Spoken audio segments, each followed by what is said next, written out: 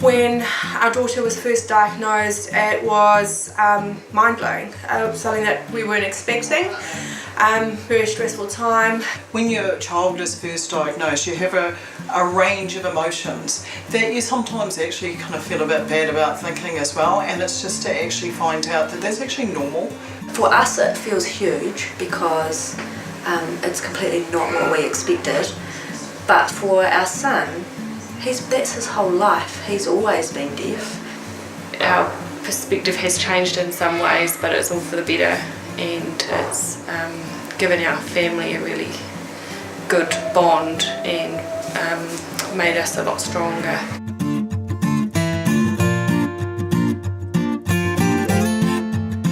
Here we are at Living Springs, just out of Christchurch, for a Parent Hui for the parents of deaf children, and the focus is deaf children aged 5 and under.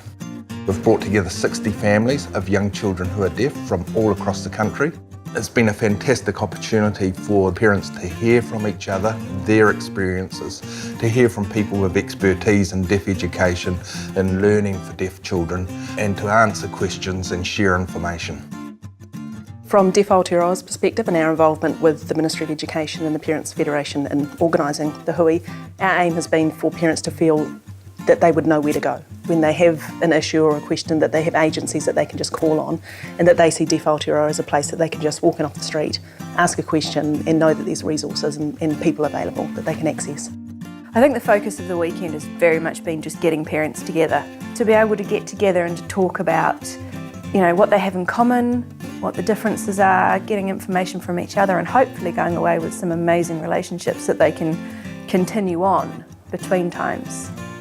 So over the weekend we've had 3 themes in terms of activities: the interactive workshops, interactive forums, which are larger groups of people, and drop-in wellbeing sessions.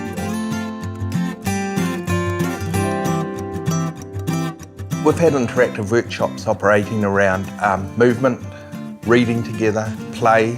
So we know that for young children, time with their parents is particularly important in terms of establishing language and relationships. This has just given the parents the opportunity to learn from others around how to do that really well. I am deaf, and my wife is also deaf, and we have 2 boys, aged 4 and 2. Both of them are hearing. We certainly have music and movement in our household. I love music myself. I might put on a music DVD for my children and I could still be involved. I can dance with them, sign sing with them. Although I am deaf, I can access the songs via the captions. The captions help me be involved in that, and my wife too. It helps us be a part of talking about the music with our children, and we can sign sing with them and dance with them. One really good tip for all parents is to turn on the caption when watching DVDs at home. It really helps the child take in language from both audio and visual sources. Engaging with your child through stories has a really, really positive impact. It's a nice time you can spend with your child. It's a really nice time that you can reinforce language with your child. Books in general just open up the world to children, and really, if you find a story that links to experiences that the child's had, you're just constantly building on the layers of language that the child's developing. We did an introduction into NZSL. We had a gathering of parents who hadn't had any exposure to NZSL. The essential thing is to provide language stimulation to the child, whatever form that takes. The priority is for as much exposure as possible. The child can try different things and choose a path that works for them, which is fine. The important thing is to give them the language exposure that their growing brains are craving at that time. Parents sometimes think that their child is not ready for these multiple languages, but we were saying they're absolutely ready for more than one language. It's been very interesting to see hearing parents with their deaf children. There is a real desire to learn sign language, to be involved with deaf culture and the community, to be part of that. Working with parents today, discussing the various topics, you could tell that the learning will make a positive impact and benefit their deaf children for the rest of their lives. So it has been extremely valuable, and their enthusiasm for sign language was really lovely to see.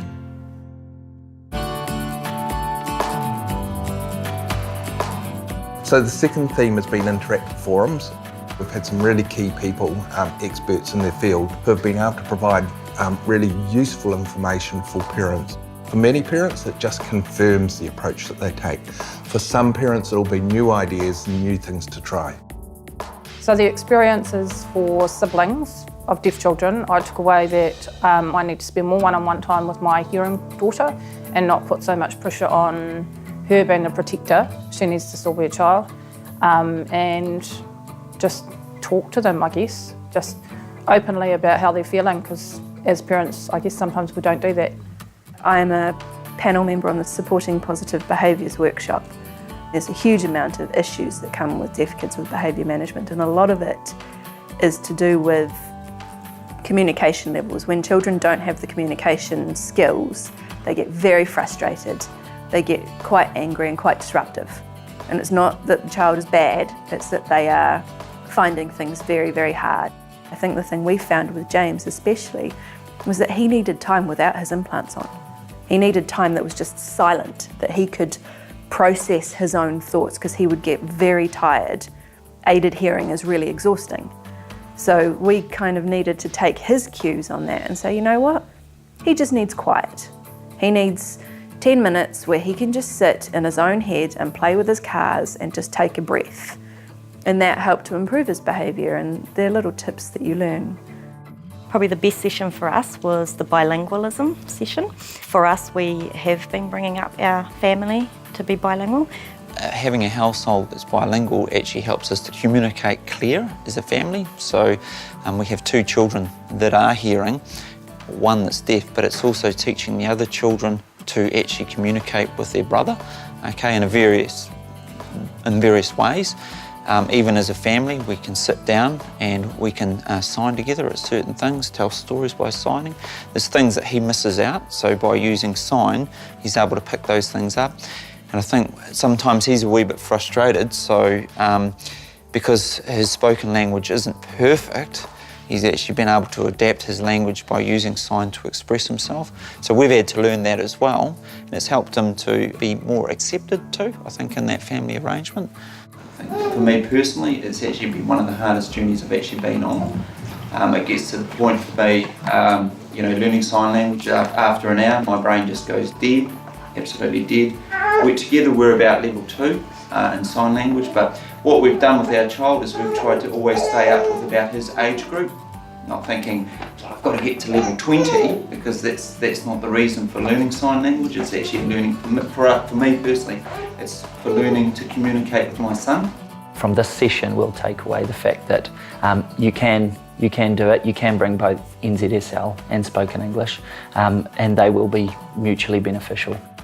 The ways to get around not being able to find, for example, community classes that suit a child or families with children, and ways to get around that. So there was one family that decided that they would have a tutor come to their home, and then other families would come and join them, and so that they could learn in an environment that was suitable, and what they were learning was catered directly to the families and children. So that sounded like a really good idea.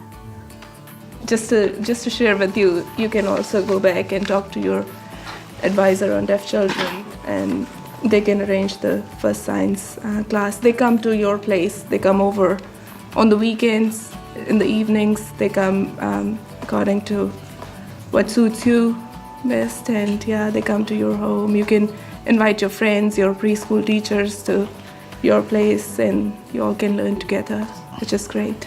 Yeah.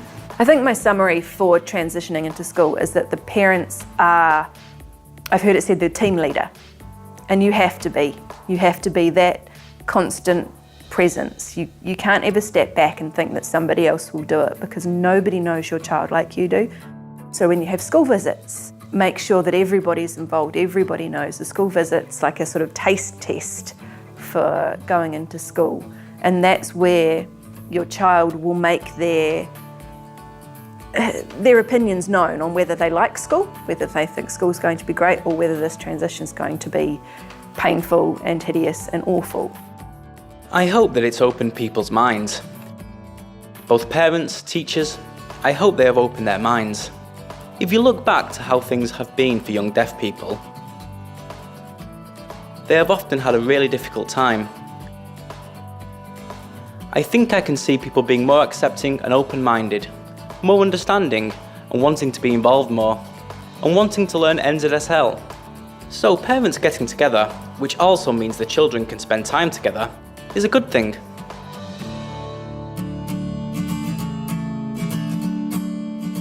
The third theme was wellbeing.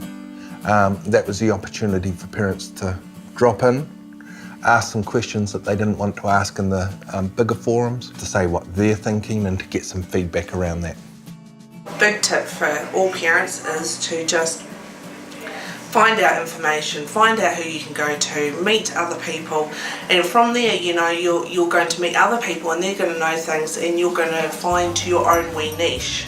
Tips I would have for parents going through a similar situation is ask for help when needed. Don't be afraid to ask dumb questions. At least then you'll have some peace of mind that you're doing all you can for your child or children. Always encourage them, support them, and make sure they know it's okay to be different. No two people are exactly the same in every way, deaf or hearing. The Hearing House has been absolutely incredible, and we could not be more grateful for the support that they have provided us. When we finally managed to go to the Hearing House, just everything was our minds were put at ease, that there were people there that were there to help us. I really recommend that you try and find those support networks for yourselves, even if you have to end up starting them, but there's lots of groups, even on Facebook, that are wealth of knowledge and information sharing, and you can kind of have as a little or a lot.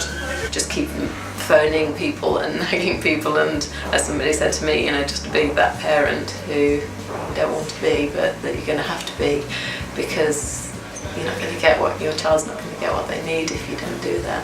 Go with what fits for you as a family. What's in your heart.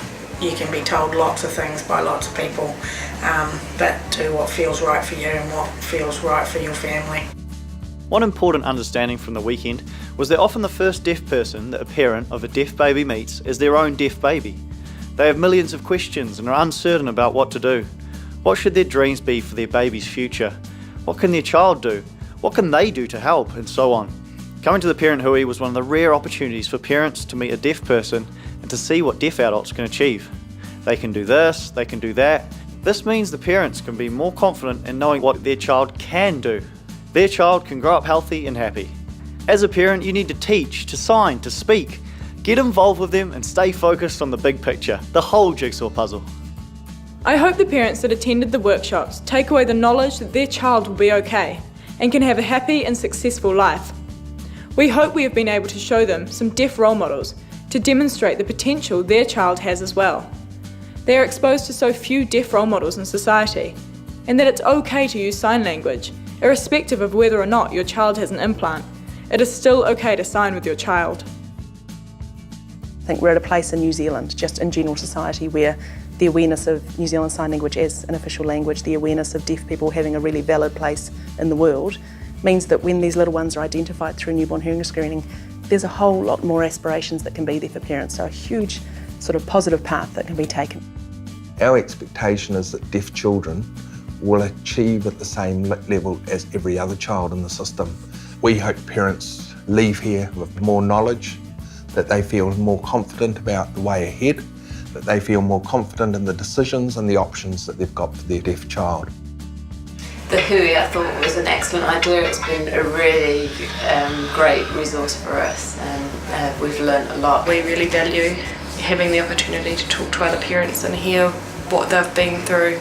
There's something quite powerful about walking into a room, and amazing to just know that people get it. They just get it. Got a lot of good friends from this weekend, a lot of people to talk to afterwards. So yeah, it's good. I think it's just you just got to find out what's out there. Thank you so much. Really well put together, fantastic topics. You know, I've answered quite a few of our questions. So thank you so much.